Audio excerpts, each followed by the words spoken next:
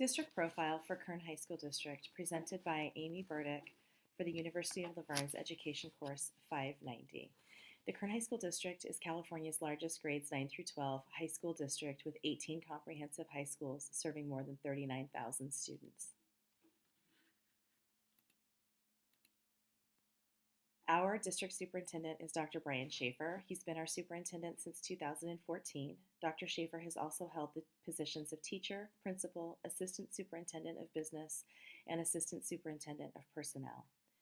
Our board is as follows: Philip Peters, J. Brian Beatty, Joey O'Connell, Jeff Flores, and Mike Williams. We have 18 comprehensive sites, which means that all but 3 of the high schools located in the greater Kern County area belong to the Kern High School District. We have 1 standalone district in Wasco that is a unified grade school, junior high, and high school district, and we have 2 private religious-based high schools in the area as well that do not belong to our district. We have 7 alternative ed locations. 6 of those are physical buildings and 1 is a charter school. The demographics for the Kern High School District are as follows: 8,464 Caucasian students, 436 multiracial students, 25,271 Hispanic or Latino students, 515 Filipino students, 2,279 African American students, 1,000 Asian students, and 248 American Indian or Alaska Native students. This demographic composition is very similar to our area here in Kern County of the Southern San Joaquin Valley. It is very different, though, from the other high schools in our area because the 2 standalone private high schools are both religious in nature. Most of the student population on those campuses tend to be Caucasian. They have a very low Latino demographic on their campuses. For our students who are currently acquiring the English language, 2016-17 numbers reflect about 14,000 students are English language proficient, and then 2,865 of our students are learners still. The languages spoken by those students are approximately 2,700 Spanish, 75 Punjabi, 67 Arabic, and then a combination of additional languages about 43 students speak other than those listed above. Our strategic priorities for the 2017-18 year were as follows: to provide effective instructional and co-curricular programs for our student population. Our main goal is to graduate all students from the Kern High School District either work or college ready. We have a kind of a comprehensive goal across the district to ensure that all of our students are ready to be productive members of society, with our hope being that many of them will continue through career training or college. We do have a significant percentage of students who go directly into the military after leaving our sites. Our additional goals in this area would be to improve student academic performance in all subject areas, increase the percentage of students fulfilling college admission requirements, and then expand our elective coverage. Not all of our campuses offer the same electives, which is kind of frustrating for our student population. Our second strategic priority is to recruit and support exemplary staff. Last year was the first year that Kern High School District willingly hired interns who were not in preparation programs or who had not fulfilled some portion of their credentialing process, and we only hired those teachers in math and science areas because we were so desperate, I guess you would say, for teachers in those fields. There's just a really small percentage of people in this area who are credentialed to teach in math and science. We do recruit out of the area. We have a lot of teachers who come from the Midwest who are highly qualified. Many of them come with master's degrees in their subject area and with administrative credentials as well. Our third strategic priority is to ensure quality student support services. Our district has its own police force, not part of the city or the county police force, but actually Kern High School District police force. Every comprehensive site and alternative education site in our area has an armed officer on campus to ensure student safety. We have been operating that way, I think, since the early 90s. And I'm pretty sure it's because the district is so big that the local law enforcement determined that they could not provide the kind of services that we would need in an emergency. Our secondary goal in this area really is to ensure that we have student attendance. We have been really aggressive the last few years in ensuring that we have high student attendance at all of our sites. We have a really strict truancy policy in the district. I'm also a parent in the district, so I can tell you that after 3 period cuts, that would be even if a student just missed a half a day and their parents forgot to clear them, there is a truancy letter that is automatically generated through the district that goes home to let us know that what the impact can be for our students if they aren't in school every day. And then our last strategic priority is to ensure that we are good partners in our community. Every site has a parent center and puts on many different parent-oriented events throughout the year. We really want our parents to be a part of what's happening on our campuses to ensure that our students are really growing and that they have all the support that they need to be successful. So when looking at the academic performance average of the last 3 years, I will tell you that the first 5 schools on this list are predominantly Caucasian, and then the 13 below that are the remainder of the schools in our district. I highlighted the school that I work at because I was pretty impressed to see that we ranked number 10 for the whole district, just because I know our students' language acquisition skills are pretty low. The way that our community is designed, we're kind of split right down the middle by Highway 99. So the east side of our community tends to be very heavy Latino, Spanish speaking. The west side of our community tends to be really Caucasian. And that's kind of how our high schools have been split too. So my site, Foothill, has about 97% Latino population, whereas Stockdale High School, which is number 2 on this list, has about 97% Caucasian. And then Centennial High School kind of falls into this weird place. They're number 1. They have a really high Asian percentage on their campus as well.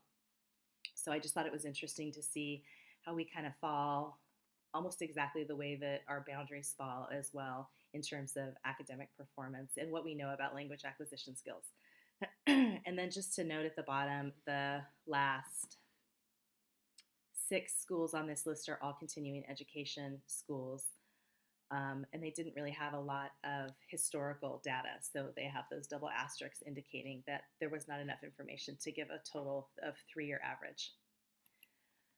So how does Kern High School District spend its money, or what kind of condition are we in fiscally? So here's a kind of a screenshot of our general fund.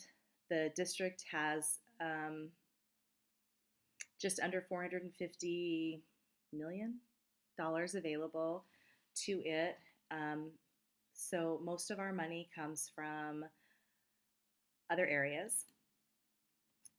When compared with the state, we are at about 98%. So our ADA is approximately $9,700. Statewide average is $9,900. So we're a little bit lower than everyone else. When I kind of broke that out, it looks like we're about $272 less than the state average. So our ADA is lower. I don't know if that's because our district is so big, or maybe if it has to do with the property values in our area, because we do have really low housing prices in this area, which makes it great to live here, but makes it a little frustrating, I think, for our district. What I did find interesting, though, is when you look at how we spend our money. In every year since 2011 that was available to look at, all of the money in our district, or I should say the majority of the money in our district, was spent on instruction. So we spent $216,873,386 on instructional services in 2015 in order to ensure that our almost 40,000 students had the best possible education. So when I pulled up the LCAP numbers, this is kind of what that looks like. Our general fund, $460 million, and then of that, excuse me, of that, almost $6,000 in LCAP expenditures, and then the remainder comes from LCFF revenues. So we have just under 40,000 students, 9 through 12, 23 total schools, and then 4,000 employees. So when you look at that, 65% of our student population is Hispanic, 22% is white, 6% African American, 3% Asian, and then the remainder it falls into this other piece of the pie. So 67% of our students are low income, which means we provide a lot of meals on all of our campuses. 10% of our students are English language learners, which I think is incredible considering the percentage of Hispanic and Latino students on our campuses. And then we have a really small percentage of foster youth. But we do have a really high percentage of high needs students, which keeps all of our campuses focused on how to ensure that we provide services for all of these students. So 2017-2018 LCAP goals were as follows. Number 1, high qualified, trained, and diverse teachers. Number 2, relevant, innovative, and ample instruction resources. Number 3, prepare graduates for post-secondary experience. And then number 4, enhance positive, safe, and supportive environment. For our first goal, I will say that our district feels that they hit their goal by 100%. They were able to hire teachers for the 2016-17, 17-18 school year that they felt were highly qualified. Our principals are only allowed to have 5% non-credentialed staff on campus, which means if my principal hired me as a non-credentialed teacher and then wanted to hire 10 more teachers that were non-credentialed, she'd have to be really careful about where she chose to put those non-credentialed teachers because she only gets 5%. Other than that, you have to have teachers who are preliminary credentialed like I am, or teachers who are clear credentialed like the majority of the teachers on our campus are. Goal number 2, relevant, innovative, and ample instruction resources. As you can see here, we didn't quite hit the number the way I think that they wanted to, but we did have a 53% increase in English language arts and then a 24% increase in math. We were able to increase our reclassification rate by 2.8%, and then our AP scores went up by 33%, which is really good for the area. We offer AP classes on every campus in the district. Our third goal, to prepare graduates for post-secondary experience. It looks really good to me. It's really exciting to know that we have students who are increasing their AP test scores. Our CTE responses were up, and 89% of our student population graduated. And of that 89%, 661 participated in the actual ceremony. And then our final goal, positive environment with parents, students, and community input. According to our parent survey, 85% of our parents feel well contacted and connected by the school. 70% feel supported and engaged in the student progress. We had a decrease in chronic absenteeism by 8.7%, which is really significant when you consider how many students we serve. And then our dropout rate went down in all areas by 8%, 8.9% for African American, 8.3% for Hispanic students, which is incredible for this area because we have a huge migrant farm population, and we have students who just will stop coming to school because their parents have moved and they have moved with their parents, which is really frustrating. So, and that's pretty much it. I will tell you that working for this district is incredible and a little bit overwhelming because it's like working for like a city government because it's so huge.